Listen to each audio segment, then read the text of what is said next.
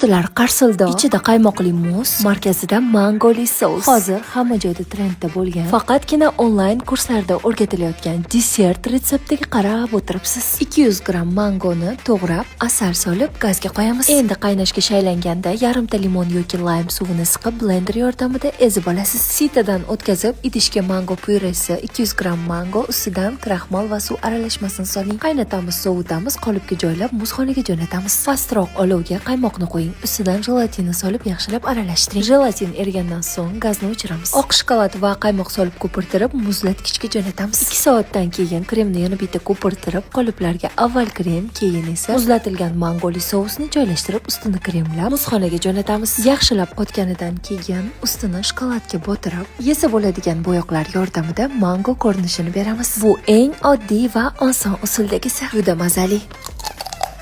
Albatta sinab ko'ring.